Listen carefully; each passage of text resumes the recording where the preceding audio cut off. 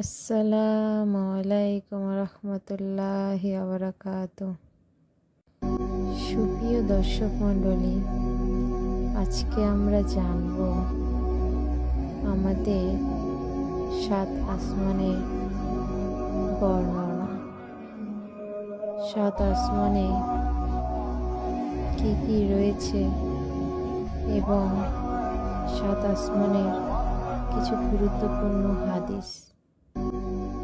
ইসলাম ধর্মে 7 আসমান নিয়ে কোরআন এবং হাদিসে উল্লেখ রয়েছে। এখানে কোরআন এবং হাদিসের কিছু গুরুত্বপূর্ণ অংশ তুলে ধরছি, যা এই বিষয়ে আলোচনা করে। কোরআনে 7 আসমান নিয়ে উল্লেখিত কিছু সূরা রয়েছে। এর মধ্যে সূরা আল তালাকের মধ্যে আল্লাহ তাআলা বলেছেন, আল্লাহ সেই ব্যক্তি যিনি 7 আসমান এবং 7 পৃথিবী সৃষ্টি করেছেন। সূরা আল মুমিনুর মধ্যে বলেছেন, বলো আসমান ও পৃথিবী রবের কসম, তিনি তোমাদের অবস্থান দেখেন। সূরা আল মুলকের ভিতরে আল্লাহ তাআলা বলেছেন, আল্লাহ সেই ব্যক্তি যিনি 7 আসমানে একে অপরের উপর সৃষ্টি করেছেন। হাদিসে 7 আসমান নিয়ে হাদিস সহিহ বুখারীর মধ্যে হযরত আবু হুরায়রা রাদিয়াল্লাহু তাআলা বলেছেন, নবী সাল্লাল্লাহু আলাইহি ওয়াসাল্লাম বলেছিলেন, আল্লাহ 7 আসমান এবং পৃথিবী সৃষ্টি করেছেন এবং প্রতিটি আসমানের নিচে এক পৃথিবী রয়েছে। হাদিস সহিহ মুসলিমের ভিতরে হযরত ইবনে আব্বাস রাদিয়াল্লাহু তাআলা বলেছেন, আল্লাহ যখন আসমান এবং পৃথিবী সৃষ্টি করেছিলেন, তখন তিনি এক বিশেষভাবে সেগুলোকে সৃষ্টি করেছেন। 7 আসমান সম্পর্কে কিছু বিশেষ তথ্য।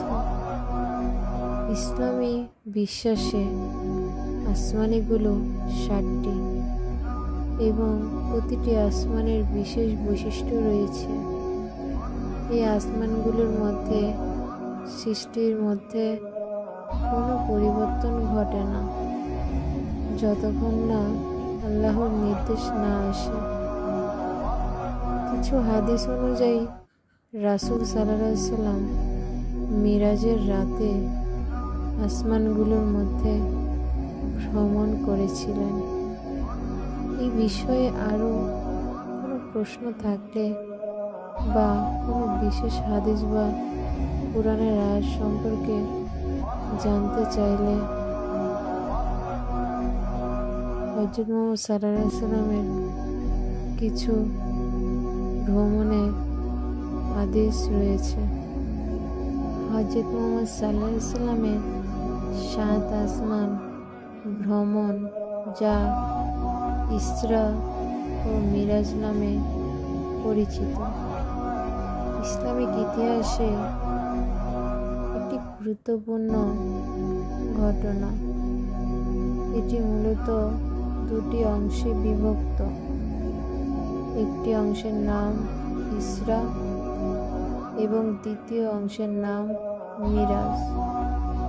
ইসরা ইসলামের কিতাবের ভাষায় বলা হয়েছে, এটি ছিল হযরত মুহাম্মদ সাল্লাল্লাহু আলাইহি ওয়াসাল্লামের মক্কা থেকে বাইতুল মুকাদ্দাস ফিলিস্তিনের জেরুজালেম পর্যন্ত ভ্রমণ, এবং মিরাজের ভ্রমণ ছিল দ্বিতীয় অংশ, যেখানে হযরত মুহাম্মদ সাল্লাল্লাহু আলাইহি ওয়াসাল্লাম আল্লাহর সাক্ষাৎ লাভের জন্য 7 আসমানে ভ্রমণ করেছিলেন।